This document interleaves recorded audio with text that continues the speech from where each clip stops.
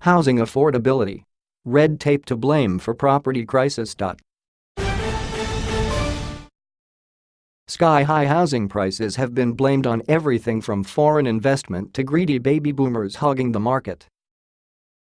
But according to Prime Minister Malcolm Turnbull, there's a more obvious reason behind unaffordable housing: red tape. In an interview with The Daily Telegraph, Mr. Turnbull said NSW councils were taking too long to approve development applications, which he believed was fueling Sydney's high housing prices. Mr. Turnbull said Sydney councils were taking 3 times as long to approve DAs than their counterparts in Brisbane. He also said, while stamp duty concessions would help get more people into the market, it wasn't the only answer. "We're not asking people to compromise on planning standards, but it shouldn't take you 18 months to get a DA if in other cities it can take you 6 months," he said.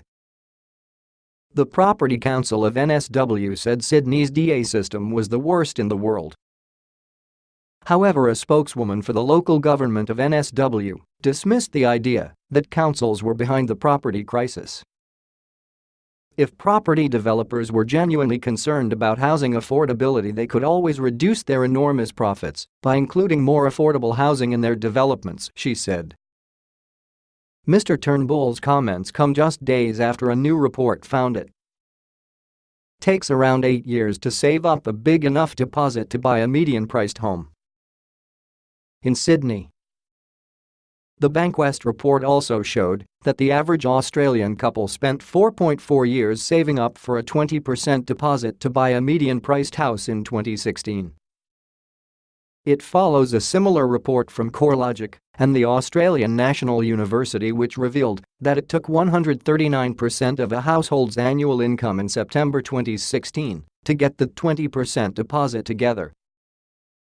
Housing affordability remains a core concern of the Property Council of Australia, which is urging the government to tackle the crisis in the coming months. According to the council, stamp duty is just one of the areas in need of urgent reform, with the typical buyer in NSW forking out an average of $40,000.